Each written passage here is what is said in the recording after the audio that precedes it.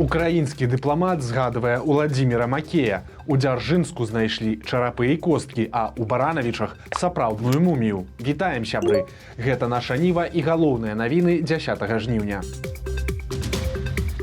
Яшчэ адно самагубства ў беларускай арміі. Учора мы расказвалі пра смерць салдата тэрміновай службы ў Печах.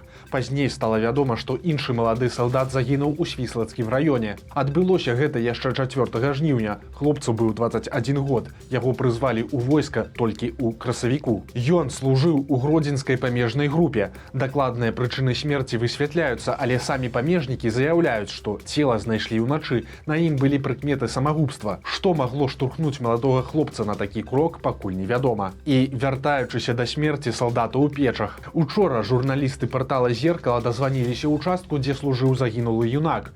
Рэпарцёрка прадставілася занепакоенай мамай, у якой нібыта сын служыць там жа. Па-першае, дзяжурны пацвердзіў самагубства салдата, а пасля пачаў супакойваць жанчыну наступным чынам. І гэта цытата. У загінулага былі парушэнні. У хлопчыка, можа, з галавою было не ўсё ў парадку. Ён быў не зусім здаровы, а нармальныя рабяты не страляюцца.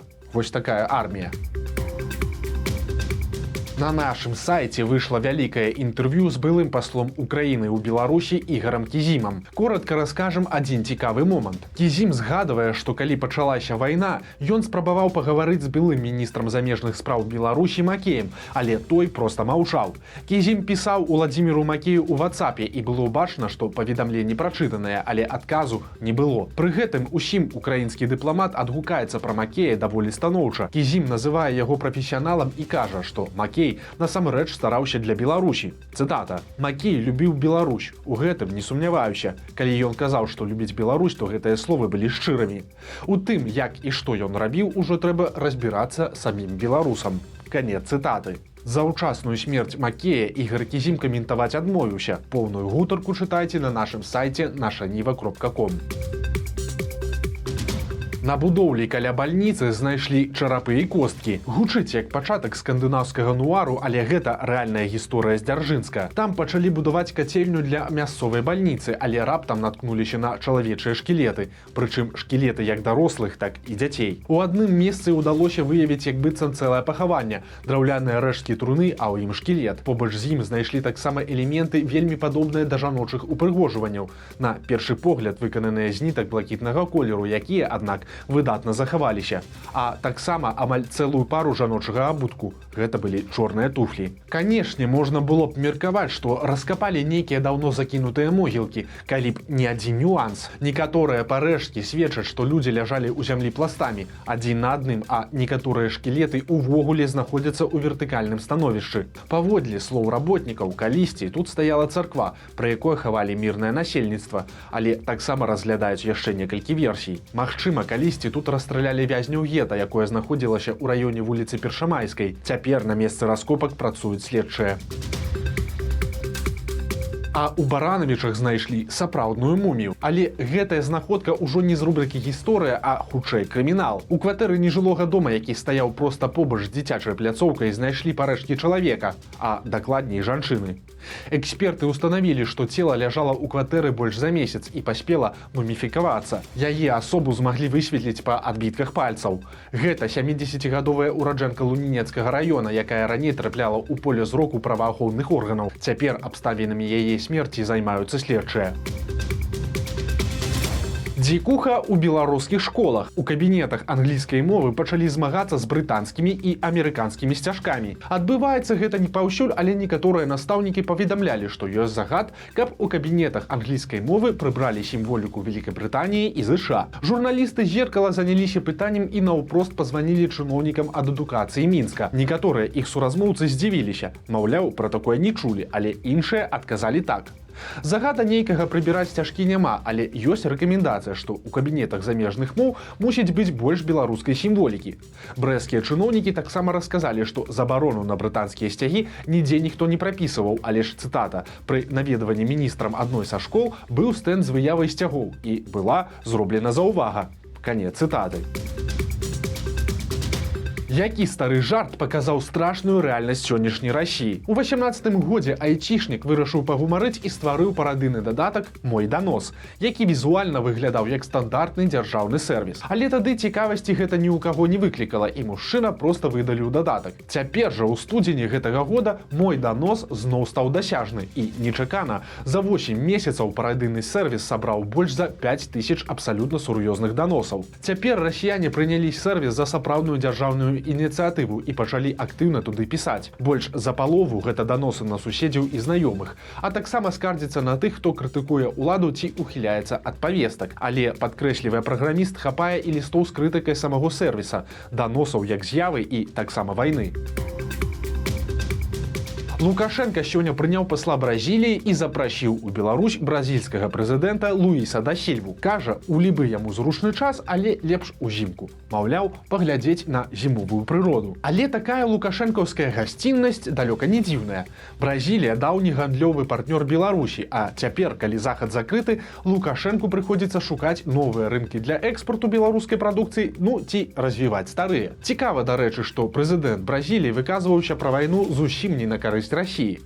Ён казаў, што Расія здзейсніла памылку, пачаўшы вайну, заклікаў да перамоваў, а таксама казаў, што не паедзе ані ў Кіеў, ані ў Маскву, пакуль бакі не створаць умовы для міра. Што ж, але можа прыедзе ў Мінск, паслухаць лукашэнкаўскія казкі пра тое, адкуда гатовілася нападзенне. Беларуская Мінабароны расказвае, што нехта спрабаваў трапіць на іх аб'екты і тэрыторыі, якія знаходзяцца пад аховай. Паведамляюць без дэталяў, але кажуць, што такіх спробаў было некалькі і людзей затрымалі. Таксама вайскоўцы затрымалі аператара дрона, які запускаў беспілотнік над нейкай вайсковай часткай. Ну і ўсё. Больш ніякіх дэталяў не агучваецца. Колькасць затрыманых не называюць. Так што будзем сачыць за гісторыяй і паспрабуем высветліць падрабязнасці. Нейкія дні, калі ежа забівае людзей. Пазаўчора сыр у Італіі забіў сыравара. Учора грыбы ў Беларусі пазбавілі жыцця пенсіянерку. А сёння ж раскажам пра бульбу, якая забіла 4 украінцаў. У вёсцы каля Львова мясцовыя жыхары захоўвалі бульбу ў склепе пад домам. 4 чалавек зайшлі ў той склеп і ўжо не выйшлі. Паводле папярэдняй версіі, яны атруціліся газам ад бульбы, якая пачала гніць у замкнённым памяшканні. Загінулі ўсе 4, 3 мужчын і жанчына.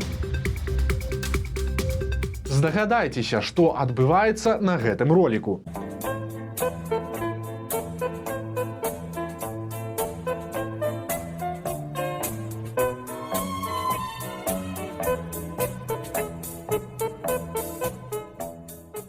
На самай справе, у відэа работнікі гродзенскага запарка, якія дапамагаюць пітону пазбавіцца ад старой лускі. Частка трымае змяю, частка сцягвае з яе старую скуру. Кажуць, што ўсё прайшло як след. Пітон у парадку. Праўда, для працэдуры, як бачыць, спатрэбілася аж 6 чалавек. Дарэчы, пітон – дзяўчынка, якую завуць Васіліса.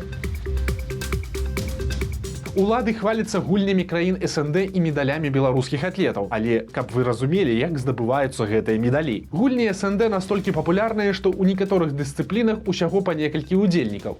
Так, напрыклад, было ў некаторых цяжкаатлетаў, дзе на 3 медаля прэтэндавала якраз 3 удзельнікі. Гэта заўважыў партал Трыбуна. У выніку беларусы Мацкевіч і Вярцінскі атрымалі ў сваіх катэгорыях бронзавыя медалі, стаўшымі 3-мі, ну, ці апошнімі. Гэта ўжо як вы вырашыце самі. Не спыняюцца затрыманні. У Гомелі схапілі буйнога бізнесмена Дмітрыя Лебедзева. Мужчына валодае гандлёвым цэнтрам, таксама начным клубам і рэстаранам. Яму ставяць у віну падпіскі на незалежнае медыа. А ў Мінску затрымалі загадчыцу студэнцкага інтэрната Алену Драбуцька. Цікава тут тое, што жанчына была ў выбарчай камісіі ў жніўні 2020 года, і вынікі той камісіі цалкам адпавядалі патрэбам улады. Але ж пазней жанчына удзельнічала ў пратэстах супраць фальсіфікацый, і цяпер гэта і ставяць ёй у віну. Таксама ў Мінску затрымалі праграміста. Яго вінавацяць у каментарах, прычым расправа будзе суворай. Следчыя хваляцца, што завялі справы на мужчыну аж па 9 артыкулах крымінальнага кодекса. Сярод іх абраза Лукашэнкі, распальванне варожасці і заклікі да тэрарызму. Цяпер мужчыну пагражае аж да 12 гадоў калоніі. Трагедыя адбылася пад Ваўкавыскам. Бацька адпампоўваў ваду з басейна з дапамогай самаробнай помпы. Ён папрасіў свайго 10гадовага сына выключыць прыладу, але калі малы дакрануўся да вілкі, то атрымаў удар токам. Дзіця загінула на месцы. Палякі працягваюць умацоўваць мяжу з Беларусю. Раней гаварылася пра тысячы вайскоўцаў, але цяпер стала вядома, што іх стане ў разы больш. Палякі размесцяць аж 10 тысяч чалавек на межах з нашай краінай. Мінабароны Польшчы кажа, што Варшава рыхтуецца да любога развіцця падзей і прымае меры, каб агрэсар не наважыўся на атаку. Ці каштавалі вы калі-небудзь варэнікі з какосам? Ну, цяпер з'явілася магчымасць. Незвычайныя варэнікі пачаў вырабляць брэсцкі мясакамбінат, але начынка зусім не мясная, а наадварот. Там какосавая стружка, тварог, рыкота і цёрты белы шакалад. Вось такія навіны чацвярга. Подписывайтесь на канал, ставьте лайки альбо дизлайки и выказывайте свои заўвагі ў каментарах. И, конечно, читайте нашу Ниву, глядите нашу Ниву и любите Беларусь. Сустрэнемся заўтра.